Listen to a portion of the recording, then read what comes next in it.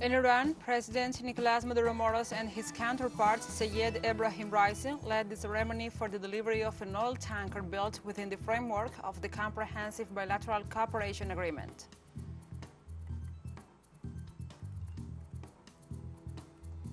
In Colombia, the presidential candidates advance in their campaigns for the second round to be held on June 19th.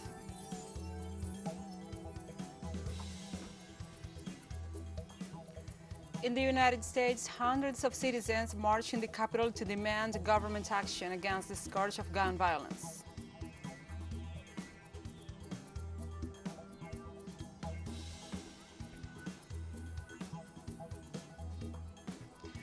From the headquarters of teleSUR English in Havana, Cuba, this is From the South. I'm your anchor, Gladys Quesada, and these are the news. President Nicolás Maduro Moros and his counterpart Sayed Ebrahim Raisi led the ceremony for the delivery of a tanker built within the framework of the Comprehensive Bilateral Cooperation Agreement. President Nicolás Maduro Moros and the President Ebrahim Raisi celebrated the delivery of Aframax tanker Uraco, built by the shipping company Sadra, and which has a cargo capacity of between 80,000 and 125,000 tons of oil. Aframaxes are tankers used in canals, fluvial areas, or shallow draft ports. The vessel is the second of these four requested by the government of Caracas.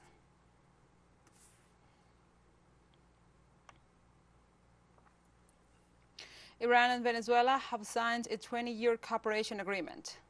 Presidents Sayed Ebrahim Raisi of Iran and Nicolás Maduro of Venezuela signed a 20-year strategic cooperation agreement, according to a press conference given after holding an exchange in Tehran. Among the novelties of the bilateral appearance is the reactivation of direct flights Caracas-Tehran in order to promote tourism between both countries. Meanwhile, the Persian president assures that this measure will bring the peoples closer together and express his willingness to consolidate bilateral ties fruitful.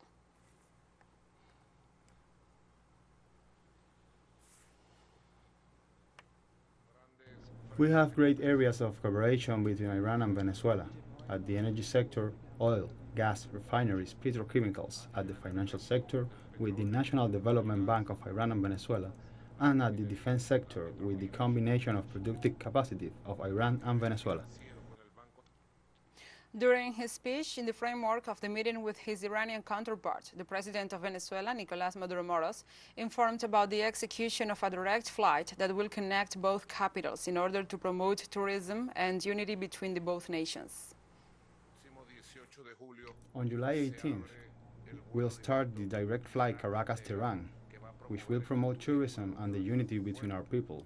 Venezuela and President Raisi is open to receive tourism from Iran, so that they can go and enjoy the beauties of the Caribbean, South America, the Andes, and the Amazon.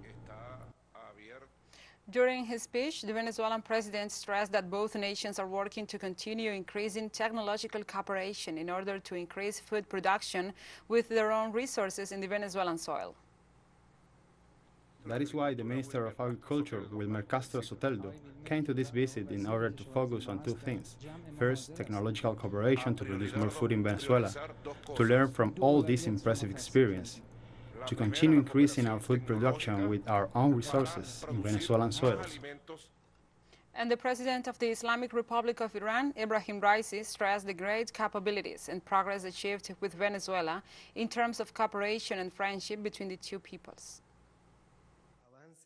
All the progress achieved in this cooperation between both countries and governments in terms of energy, power plants, repair and updating of refineries, support of technical and engineering services, economic relations, and also in terms of military defense and agricultural relations. All this shows that there is a huge potential and capacity to further develop our relations and ability in both countries to move forward with the. And the Persian leader, Ebrahim Raisi, also stressed that the direct flight established between the two countries is expected to further promote trade and increase the proximity between the peoples of Tehran and Caracas.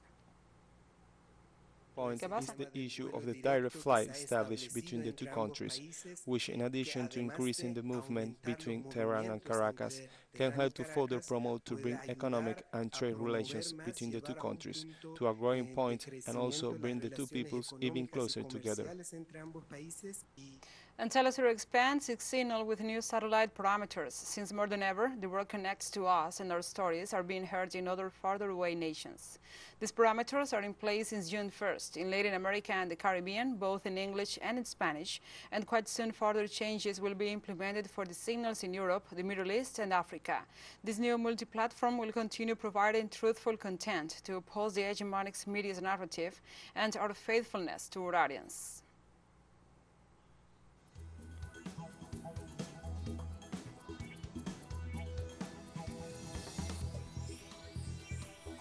We'll take a short break now. Join us again after this.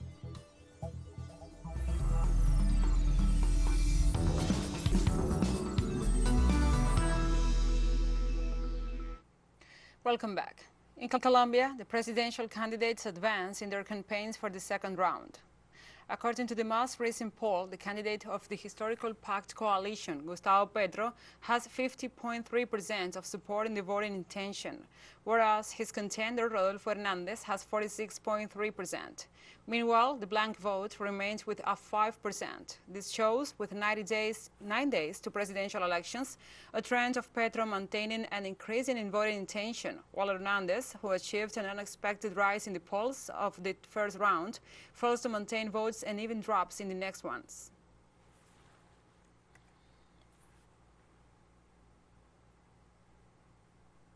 And one day after Brazilian President Jair Bolsonaro assured U.S. President Joe Biden at the Summit of the Americas that he will not meddle in this year's presidential elections, his defense minister attacked the Superior Election Court. From Recife, Brazil, our correspondent Brian Meir reports. It's no secret that for the last 2.5 years, Brazil's far-right President Jair Bolsonaro has taken a page out of the Steve Bannon Donald Trump playbook and done everything he could to delegitimize this year's upcoming presidential elections in a scenario where he's now trailing front-runner former President Luiz Inácio Lula da Silva by 21 points. He had his historic first ever face-to-face meeting with U.S. President Joe Biden this week at the Americas Summit in Los Angeles, and some of the mainstream media had published a few stories during the lead-up suggesting that the U.S. president was going to warn Bolsonaro not to meddle in this year's upcoming elections. We don't know what they really said behind closed doors, but immediately afterwards, Bolsonaro's defense minister released a note harshly criticizing Brazil's electoral court and its chief minister Edson Fachin, including using veiled threats, accusing the court of offending the Brazilian military's honor. In this letter of repudiation, he made a series of suggestions that have already been discredited by the court as having either already been implemented, such as having a panel of cybersecurity experts audit the elections this fall, or that have no basis, according to the courts, of any kind of evidence or fact. Superior Electoral Court Minister Edson Fachin immediately launched a note saying that, first of all, the military can make suggestions and give their opinion, but it doesn't have the power to actually change anything in Brazil's election. That power rests in the electoral courts and the Supreme Court. And secondly, even if they could try to change anything, it's too late to do it before this October's election, according to the Brazilian Constitution of 1988. However, the threatening tone of Defense Minister Oliveira's letter yesterday has many people worried that even though it looks like Lula is going to win the election this year, the military won't let him take office. Thank you, Brian, for this report. And now we move on to other topics. In Bolivia, Interior Ministry authorities celebrated the 10-year prison sentence for Janinas, considering that the tribunal's decision set a historic precedent. The Minister of the Interior, Eduardo del Castillo, highlighted that historic sentence against Janinas for the self-proclamation and the violation of the rules of constitutional succession in 2019. The Minister of Justice and Institutional Transparency of Bolivia, Ivan Lima Mange, pointed out that the sentence proves all the violations incurred by Áñez when senator. He recalled that the sentence was issued within the framework of the principles and guarantees of the process and completed a phase in the recovery of democracy. He considered the tribunal's decision serves to ensure that under any circumstances, a person may appoint him or herself president.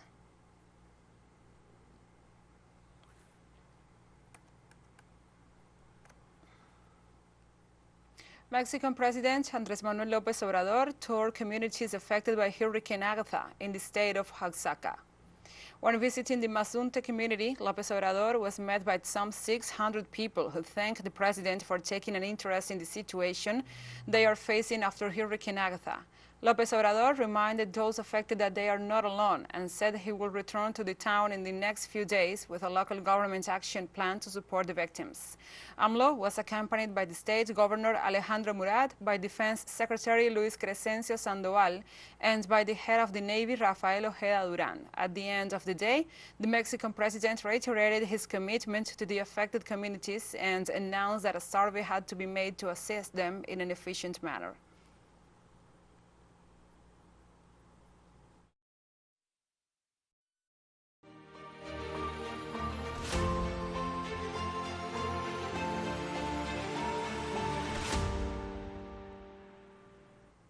Now we move on to other topics. Russia's defense ministry has confirmed the destruction of a foreign mercenary base in Ukraine.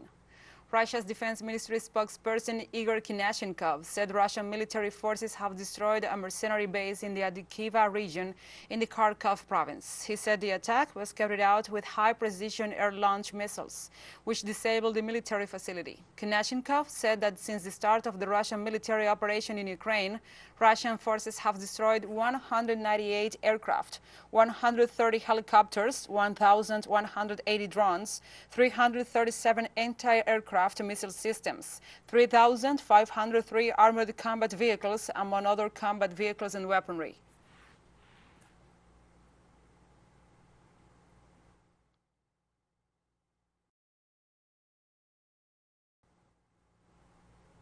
A Poland lawmaker has called the decision to impose an embargo on Russian coal imports as a hasty one.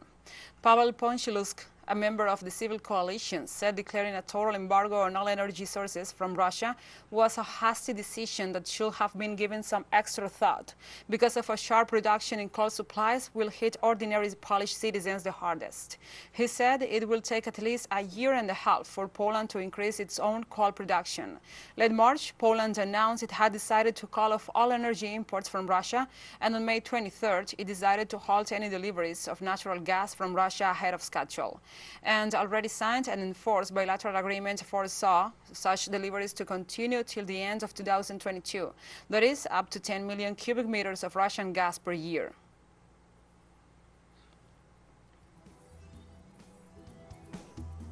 And we have more news coming up after a final short break, so stay with us.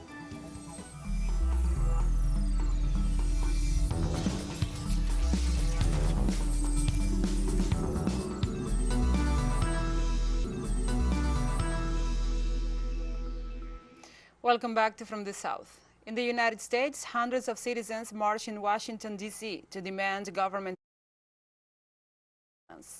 The March for Our Lives movement called for a day of demonstrations at 45 points across the U.S., with the main event taking place in the nation's capital, Washington, D.C., this Saturday, June 11th. According to the movement's spokespersons, the marches are aimed at repudiating gun violence and demanding laws to regulate what kind of guns should people be allowed to carry. According to this organization, in 2021 alone, violence in the U.S. left more than 44,000 victims. A study by the U.S. Centers for Disease Control and Prevention says that in 2020, gun murders were among the leading causes of death among the country's youth, with more than 4,000 teenagers killed by firearms.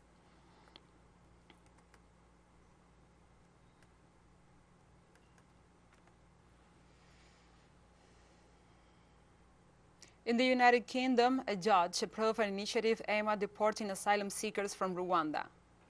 The British judiciary on Friday rejected a claim introduced by human rights groups and authorized the government to send illegal Rwandan immigrants back to their country. Judge Jonathan Swift said at the end of the hearing that there was no evidence of mistreatment or expulsion of refugees from Rwanda while their asylum claims were being processed. According to the immigration scheme proposed by the United Kingdom, immigrants who cross the channel illegally will be deported to refugee camps built in Rwanda while their immigration status is normalized.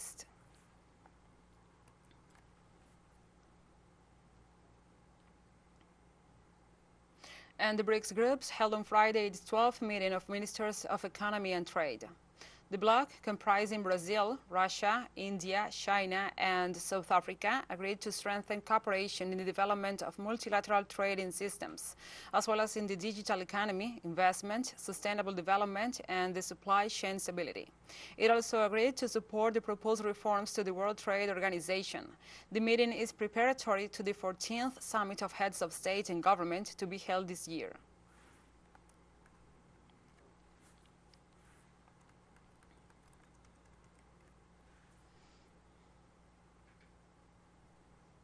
And the yearly Pride Parade is back on the streets of Nepal's capital after a 2-year hiatus during COVID-19 pandemic.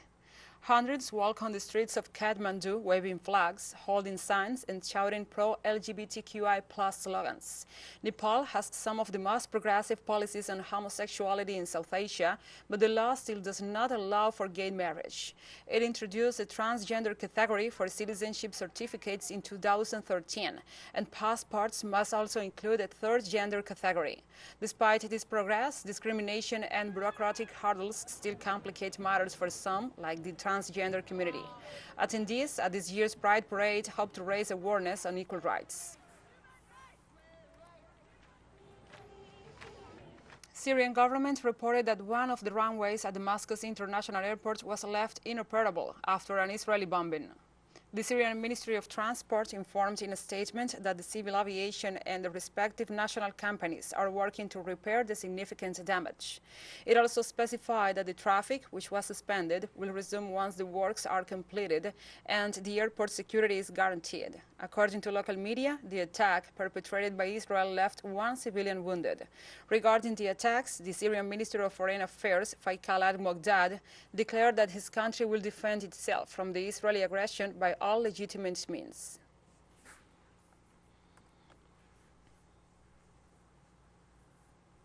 And the Ministry of Health in Nigeria reported that 65 children died in the northern state of Jigawa as a result of an outbreak of cerebrospinal meningitis. The state epidemiologist of the health agency, Samailia Mahmoud, stated that these deaths occurred in a group of 257 registered patients. He noted that the first cases of cerebrospinal meningitis were detected near the border with Niger. According to the official, with support from the international organization Save the Children, 17 health cases of Jigawa have benefited from the training of health personnel and medicines to contain the spread of the disease. During the last decade, significant outbreaks occur mainly in the so-called meningitis belt, which covers 26 countries in sub-Saharan Africa, according to the World Health Organization.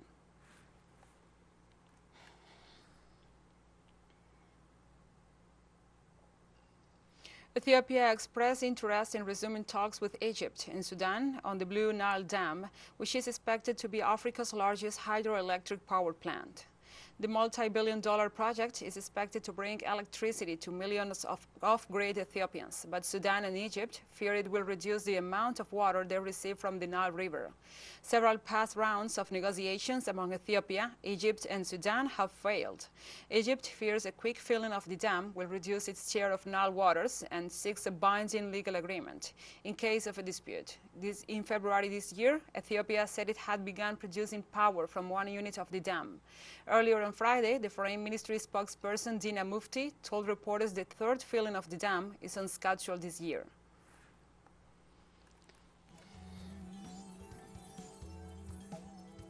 And we have come to the end of this news brief. But remember, you can find this and many other stories on our website at telesurenglish.net. And also, if you feel so inclined, please join us on social media for all the latest news. We are on Facebook, Twitter, Instagram, and Telegram. And before our farewells, we say goodbye with the song Es Nuestra América. It's Our America, performed by Mayito Rivera with Alexander José Gil Domínguez, Hijo del Sur, and Aquiles Rengifo Aquilín, a melody that celebrates our union as a continent. For TeleSUR English, I'm Gladys Quesada. Thank you for watching.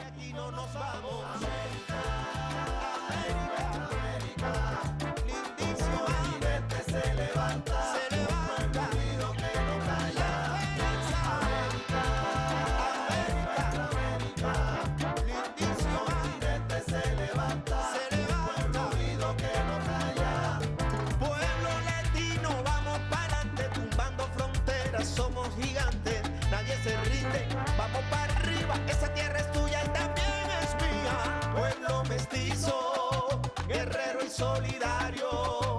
Aquí nadie es extraño, aquí somos hermanos.